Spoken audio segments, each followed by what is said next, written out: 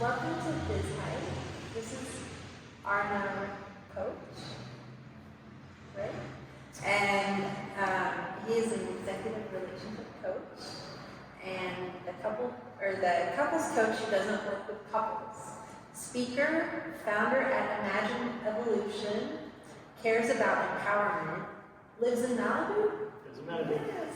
Coaching executives, individuals in relationships, and increasing employee engagement. So, Arno, I'm so honored that you're here today. I think what you're doing is so positive for, our country, our state, our city. And I'm wondering what it means. Why is it important for you to work with individuals and not couples? Yeah, thank you. Thanks so much. I'm honored to be here. Thank you. I'm really enjoying it.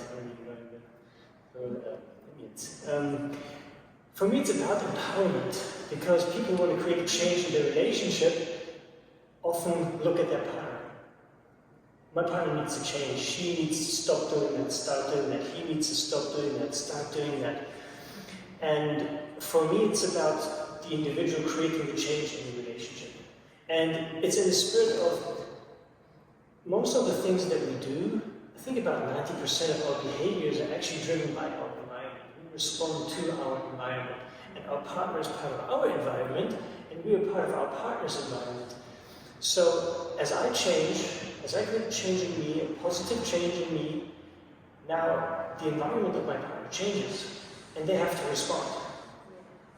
So it's inevitable that they will create a change. Now the only thing we don't know is, and there's a little bit of uncertainty about what is that change going to look like. Because we can't push a button and make the other person change in a certain way. We could just create change and see what it will lead to. And if my partner is a good person, if my partner really loves me, it must have a positive effect. And that's what I see in my work. Nice. That's amazing. So, have you ever worked with both individuals in a couple, or do you usually just work with one because you don't control the other kind of thing? Yeah. It's like a blind study almost. Yeah, so usually I work with the individual. Sometimes they bring their partner into the coaching. So I'm not opposed, I'm not saying no, I will never work with a couple. I just emphasize the empowerment that is within the person that works with me. And sometimes if they bring in the other person, so for example, part of my coaching program is a video course, and I always encourage my clients to share it with their partner if they're interested. If they're open to it. Not impose it on the partner, but if they're curious, sure, they can share it. Oh, that's cool. And some bring their partners in, and I love doing that. I've seen that. Oh, that's great. I love that. So do you find that your approach with couples works with children instead of family as well? Have you ever seen that? It's so interesting that you say that. For a lot of the content of my coaching, I don't know how much, but some of it, I like to take outside of the relationship ecosystem, so to speak. There are a lot of books about other things that really have an impact on relationships. For example, when I read the book The Happiest Toddler on the Block, as I was educating myself on bringing up a child, bringing up a toddler, there were so many things in that book where I thought that applies to relationships so much. So, right. for example, when my son, he doesn't do it that much anymore, but when he was around 1.5, 2 years old, he would climb up things. And then I would tell him to stop. And then he would maybe halt for a second, and then continue. So I would tell him what not to do, and it would not work. Surprise. So when I changed my language to please climb down, now, of course he would climb down and but he would climb down in maybe 80% of the cases. So I would change his focus. So I realized, first of all, it's not about telling people what not to do, but it's about telling people what to do, right? And making it simple. So for example, when we speak with a toddler, we use short sentences. We repeat that sentence over and over and over. We use simple words, and then new words we repeat until the toddler parrots them back. So it's very effective communication.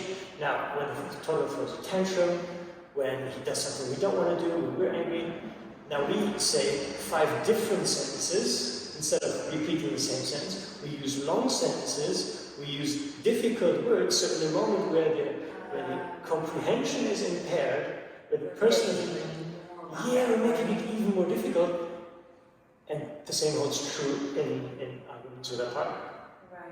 Because when we're angry, when we're sad, when cortisol and adrenaline, when the stress hormones are inside our body, it shifts. Those hormones have a purpose inside of our body. So they divert the blood flow not only from our organs, because when we fight a wolf, we don't need our immune system in that moment, we don't need our digestive system, sexual systems, we don't need that in that moment. We need our blood in our extremities to fight off that wolf, and that's what happens. But it also happens inside of our brain. We don't need to be in a conscious mode that much. We need to have quick reflexes when that wolf is doing things. So that's where the blood flow goes. So the comprehension is really impaired, and we need to cater to that. Decision making is gone, right?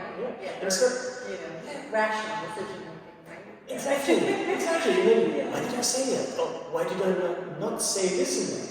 Well, because the resources we have available are intellectual resources and our emotional resources. And if our emotional resources are not available, then we also can have our intellectual resources. So we're not in our right minds in that moment, and really catering to that and realizing, hey, my partner's not saying that because she thought what would be the most evil thing that she or he could say and then said it. No, it was just a reflex of the unconscious mind. And having empathy and compassion for that, and knowing, hey, if I don't have a magic syringe to suck out the cortisol and adrenaline, then what am I going to do? I need to do other things. That's a great perspective. I've never been taught like emotional regulation, and I've always been an emotional person. And recently I learned you're not supposed to communicate when you're,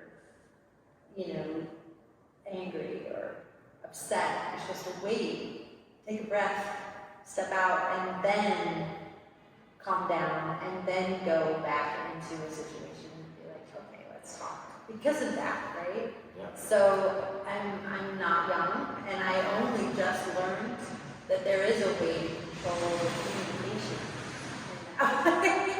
So I heard what you're saying. It's really important, and with our kids especially.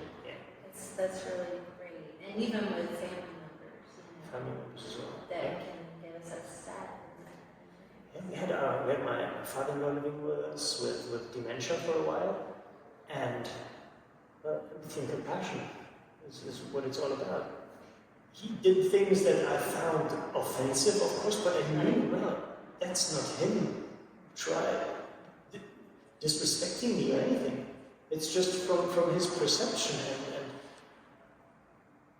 I hope that I will never be in that position, or my parents will never be in that position, and you never know. Yeah, exactly. You hope to have compassionate people around you, right? Yeah, and really feeling into it, and having compassion. That's also, I think, very important.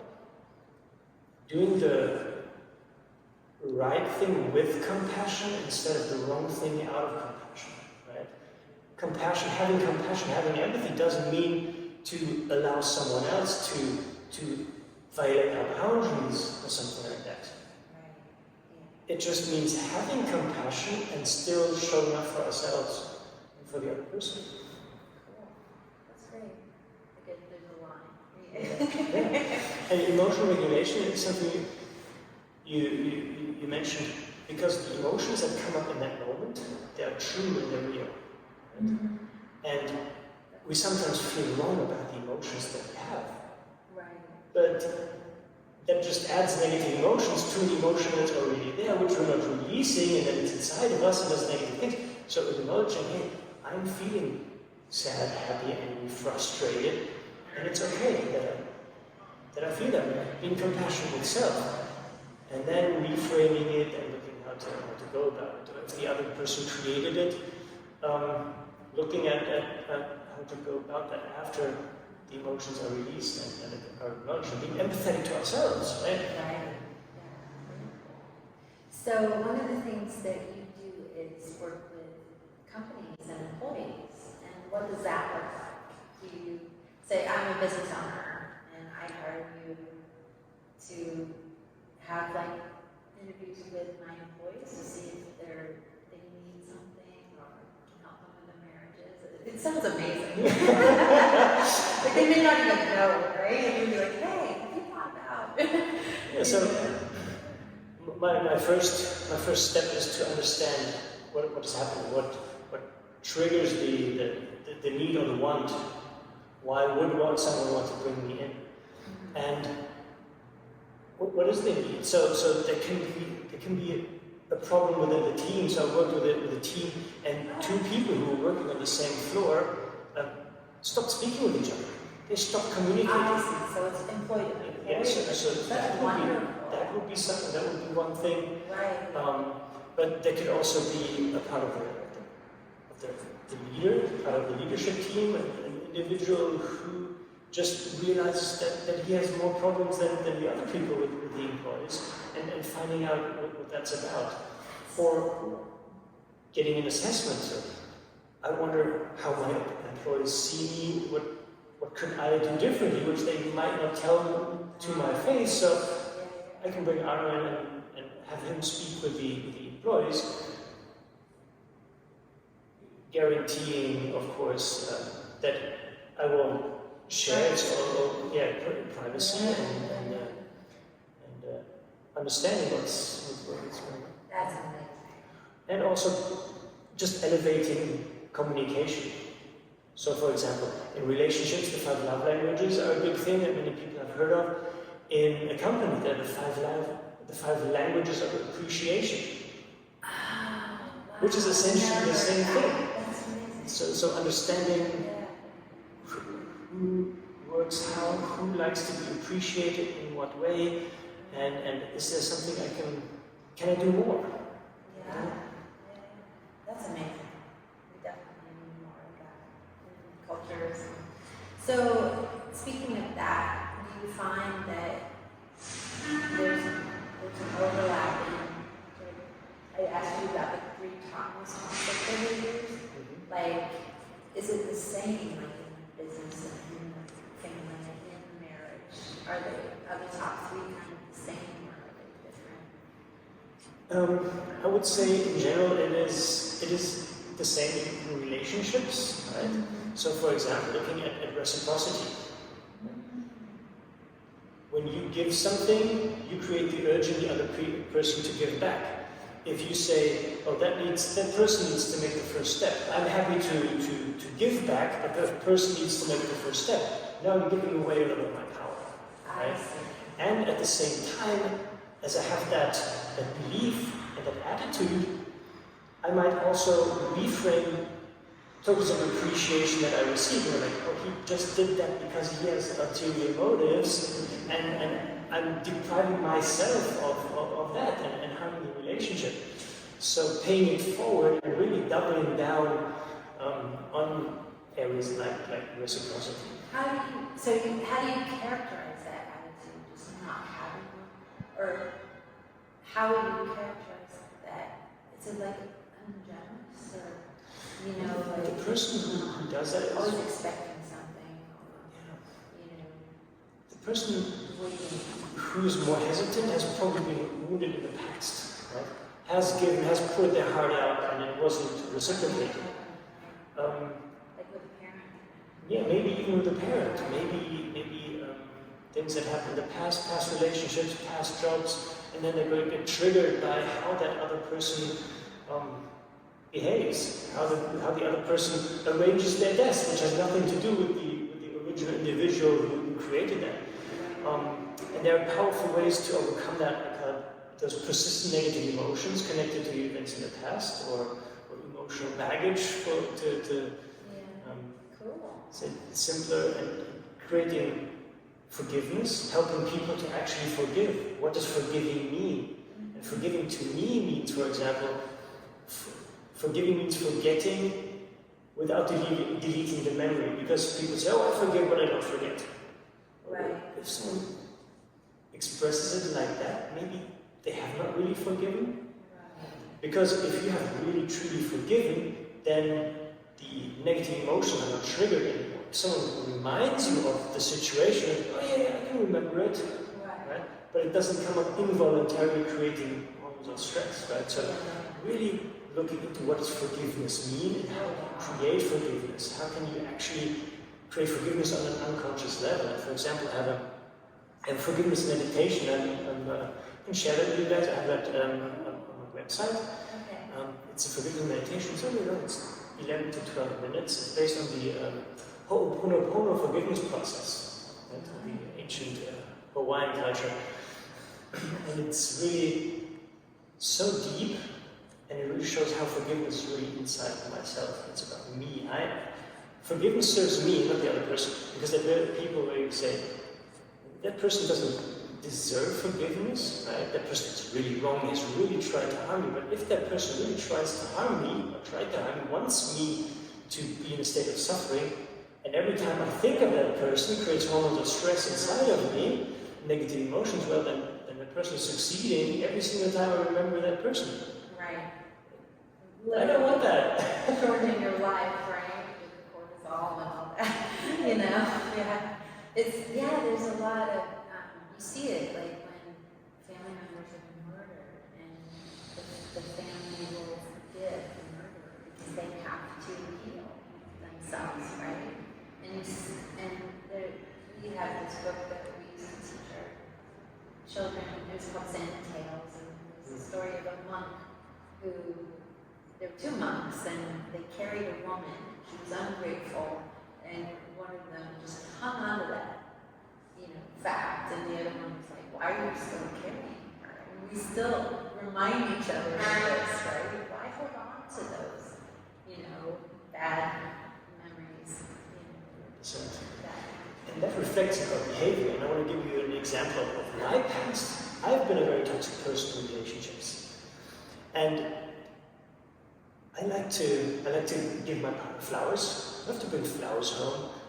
Just the way my wife looks at me when I bring flowers home, I just enjoy it.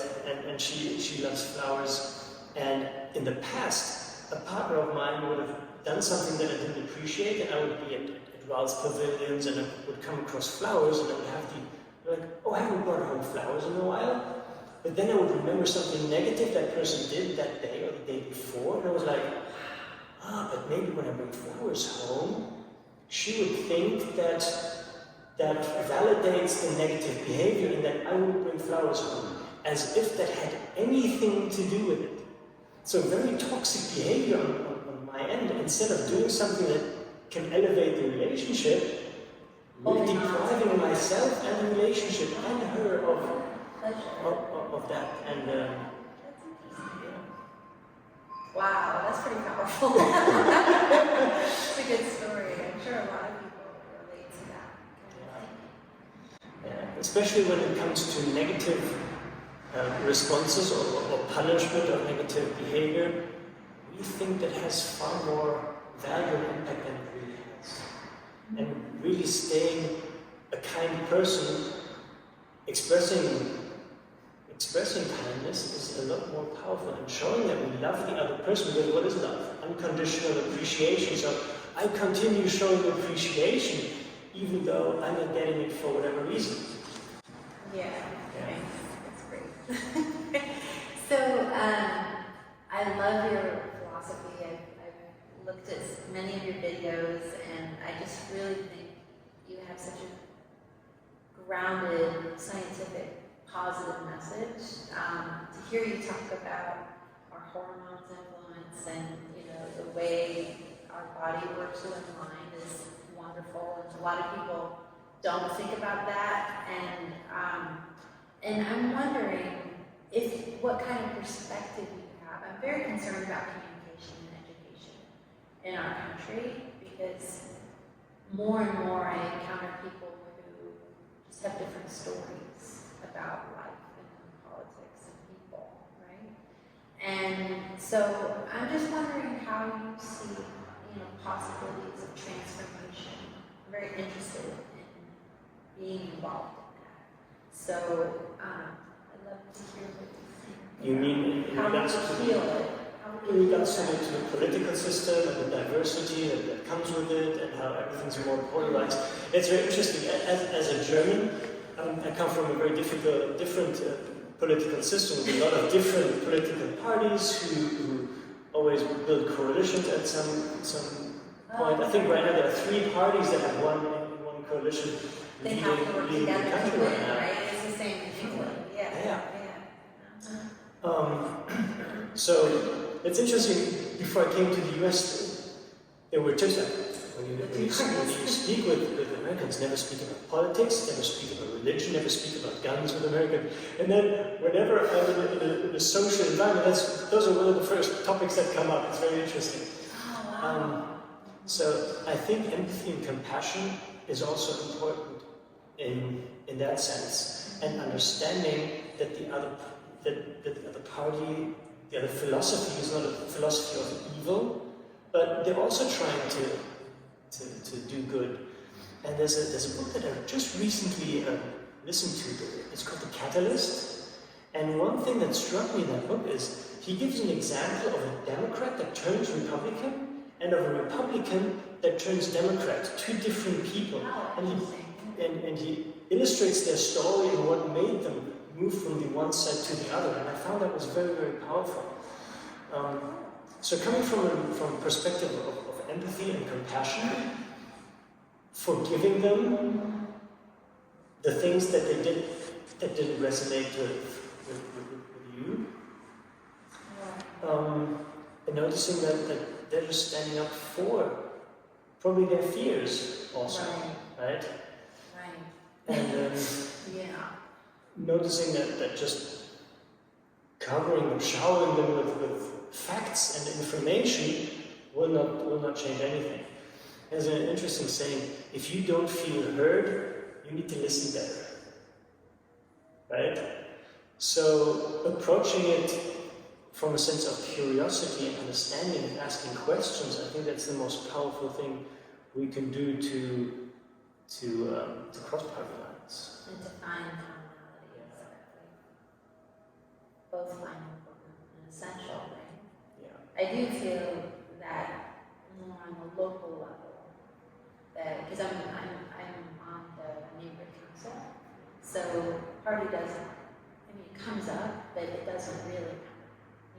It's like what matters to the city, what matters to the homes, kind of all comes together.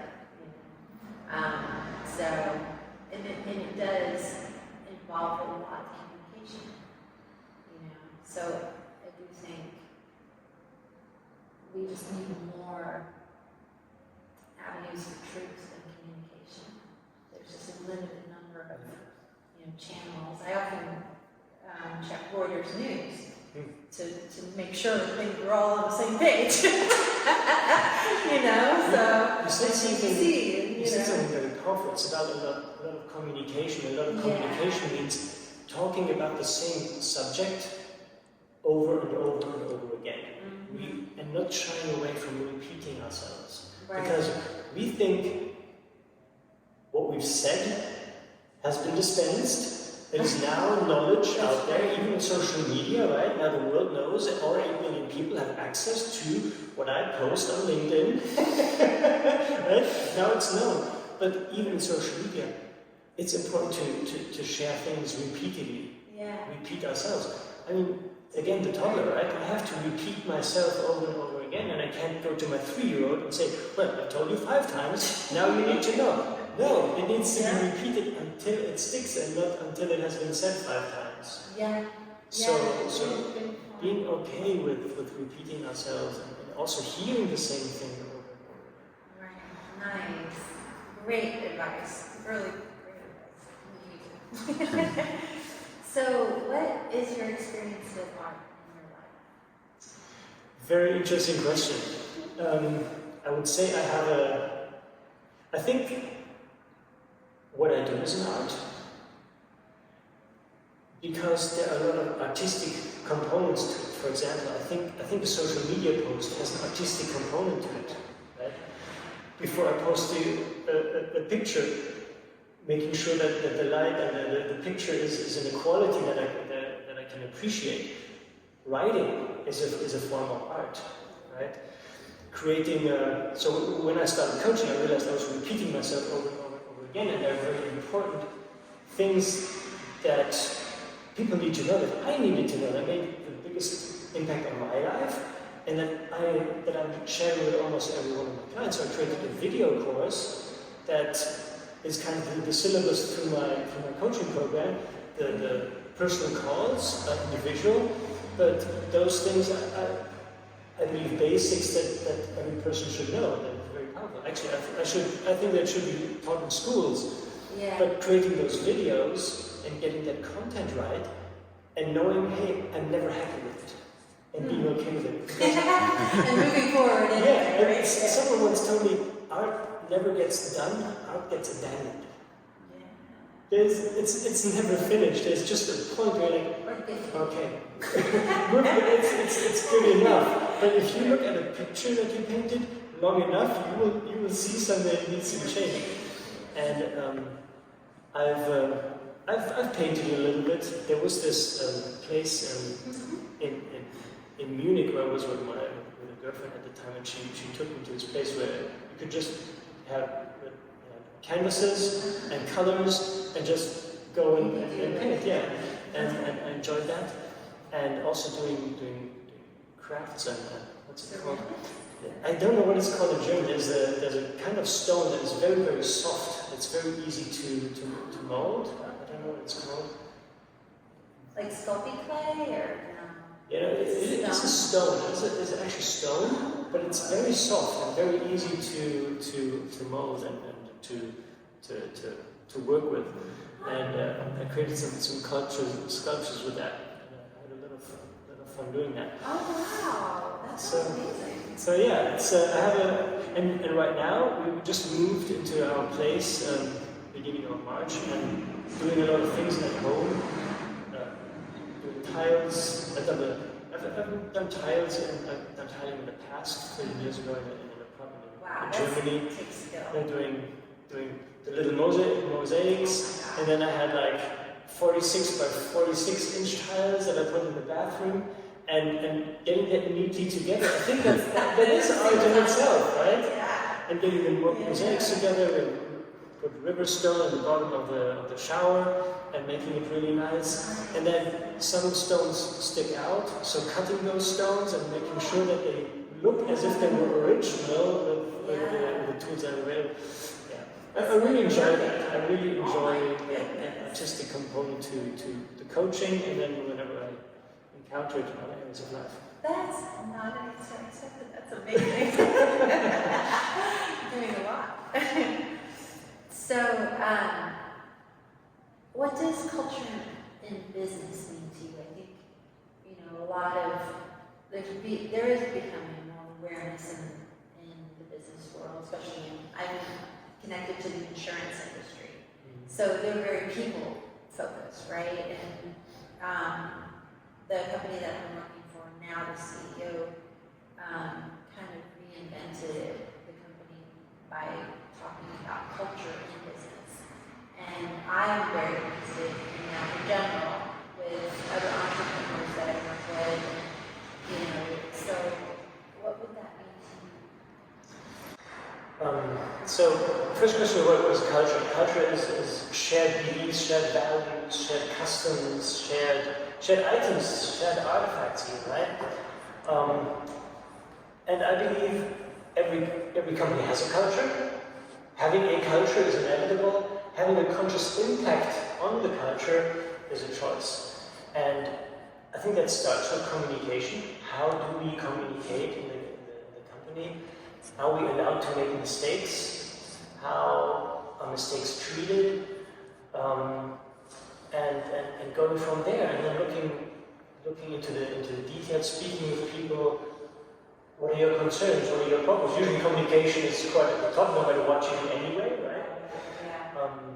Is there a culture of diversity, which means understanding other people and being okay with it, understanding personality types? Yeah. And there are ways to identify personality types that are very difficult, like Myers-Briggs, for example, is very detailed and valuable, but it's hard to gauge other people, and there are other ways to gauge personality types that are very quick and easy, and also promote, again, empathy and compassion, understanding the other person and speaking the other person's language, including body language, including voice tonality, and building rapport. Right? Yeah. Do we build rapport with each other? Do we get each other? And when I talk about rapport, sometimes there's a question of manipulation. If you adjust your body language to the other person, do you manipulate that person? Right? But I think using your body as part of the language you speak, as part of expressing yourself, is just catering to the other person, how they understand you best. So, for example, I could have spoken German all the time, and it's obvious that I'm not manipulating anyone in America when I speak English. I'm just using basic forms of communication to be understood. And the same is with the body language, understanding where the other person comes from. And where I learned it in the most powerful way, there's this guy. Do you know Dr. Drew Pinsky?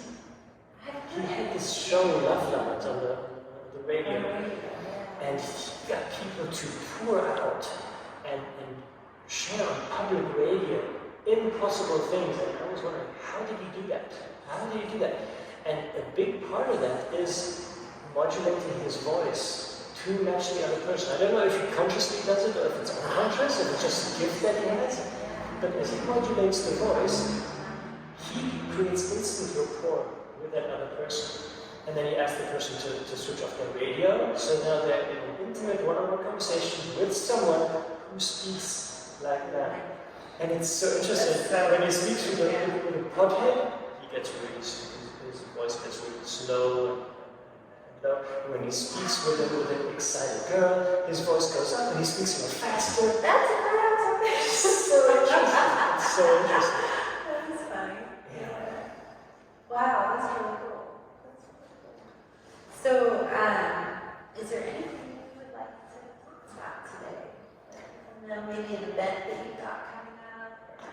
I think we've covered a lot. Yeah, I have a weekly Eventbrite event called Relationship Secrets for Executives. There it is.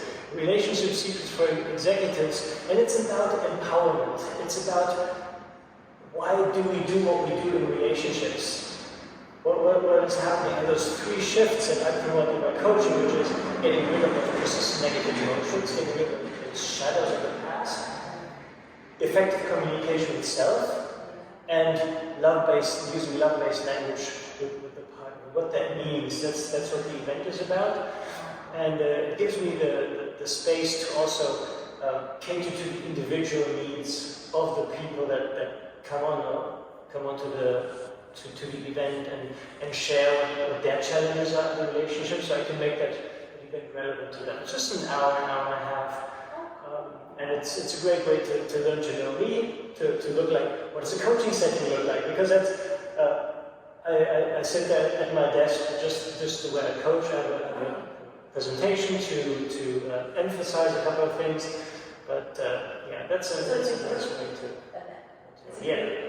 It's a group event. It's a weekly event every Wednesdays at 11 a.m. Pacific time. Very cool. Oh, that's wonderful. It's so easy to access and keep it in your mind, right? Very nice. So I just wanted to thank Tag Gallery for allowing us to make this conversation here. I've been a member for 6 years, and the president, Ryan K. Hennessy, he definitely made this happen, and he's been here, I think, as president for 3 years. I think so. Got the whole, it's an artist collective, got us through COVID, and I'm definitely going to sign up again. This is a group show of 50 artists. We do an open every year so that we really represent LA in the show and new artists, so maybe we'll have a chance to look at that before you leave. And would you like to read a quote, or do you have something in mind you'd like to kind of take us out with? I think the most powerful things, and one quote that I have on my website and that I really like to share as much as I can is doing the right thing with compassion instead of the wrong thing out of compassion. Because people tend to do, I don't want to say too much, but give in a way that doesn't feel right to them. Right? So doing the right thing with compassion means also setting and enforcing boundaries. Let's say setting and enforcing boundaries with love and compassion. Noticing that the other person doesn't mean bad, the other person means well. It's just something that doesn't resonate with you and that you're not okay with. So having compassion for it and doing the right thing with compassion, instead of the wrong thing out of compassion, like letting them violate your boundaries because you feel like they had a bad past or they have a hard time right now. But then you end up losing, and the other person might be surprised if they do it again and again. At some point, you set the boundary in the future, and they're like, well, it was okay for you for a year. What's the big deal right now? So it doesn't serve the relationship to do the wrong thing out of compassion, but do the right thing with compassion instead. I believe that it works, definitely. Yeah, thank you so much. Thank you so much. Thanks for having me. Thank you for Toddler to making this possible, to giving me this space, and I really enjoyed our conversation. I'm looking forward to for you showing me around here. Yes. Oh yeah, cool. Get your message out there, like it's so important. And I do feel, I went to bed last night and I was like, oh my God, I'm so excited about this because you're doing something really good for people and changing lives. And that it's just not, often that we get to talk to people that are doing things like that. Thank you. I really appreciate you saying that. Thank you. Yeah. Thank you, Jonathan.